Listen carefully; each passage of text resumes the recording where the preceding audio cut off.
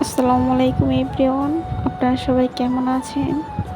আশা করছি আল্লাহর অশেষ রহমতে আপনারা ভালো আছেন। আলহামদুলিল্লাহ, আপনাদের দোয়ায় আমরাও ভালো আছি এবং সুস্থ আছি। এটা হচ্ছে কোরবানির ঈদের চতুর্থ দিনের ব্লগ। তো আজ বাসায় মেহমান আসবে, তো তাদের জন্য রান্না বান্নার আয়োজন চলছে। আর মেহমান হচ্ছে আমার খালাতো বাসুর আর আমার খালাতো যা। তো তাদের জন্য এখানে মাছ ভাজা হচ্ছে আর এখানে নিয়েছি রোস্ট।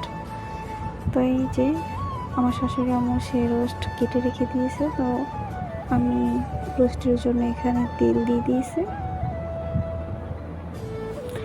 তেলটা গরম হয়ে আসলে এখানে কেটে রাখা রোস্টের পিসগুলো দিয়ে দেব।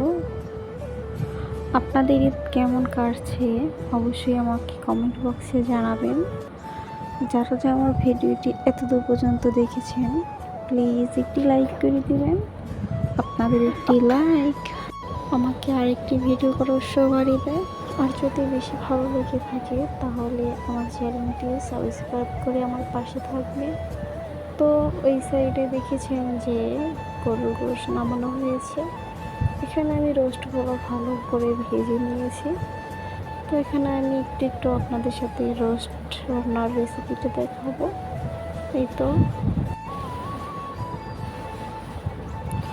আমার আরও কিছু রোস্টের পিস ছিল, সেগুলো ভেজে নিয়েছি।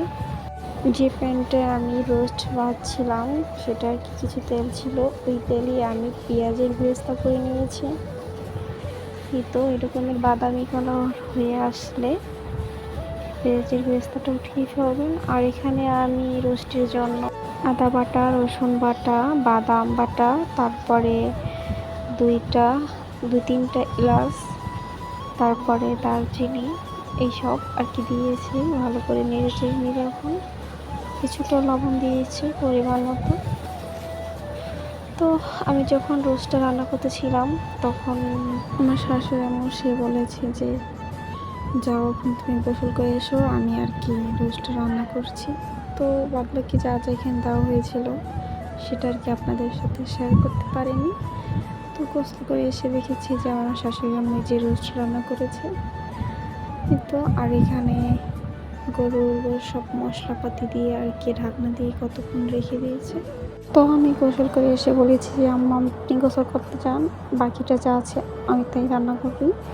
তো এখানে এই ভাজি রান্না করেছি আর গরুর গোশত রান্না করছি।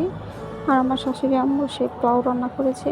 তো আমার খালাতো যা এসেছে তাদের জন্য আম কেটে রেখেছি আর শরবত দেওয়া হয়েছে। এই তো আমার ছেলে আমার খালাতো যার মেয়েদের বিয়েতে খুব আনন্দ করছে। আর এখানে তারা নাচানাচি করছে, দেখুন কি যে আনন্দ করছে। তো এই তো দেখলেন যে ছোট্ট সোনামণিদের নাচ। তো এখানে ওই সারামণিকে নাচ শিখিয়ে দিয়েছিল আমার খালাতো ননদ। এই তো আজ এই পর্যন্ত। আমাদের বাচ্চাদের নাচগুলো কেমন হয়েছে অবশ্যই আপনারা কমেন্ট বক্সে জানাবেন। তো আজ এ পর্যন্ত, সবাই ভালো থাকবেন, সুস্থ থাকবেন। আল্লাহ হাফেজ।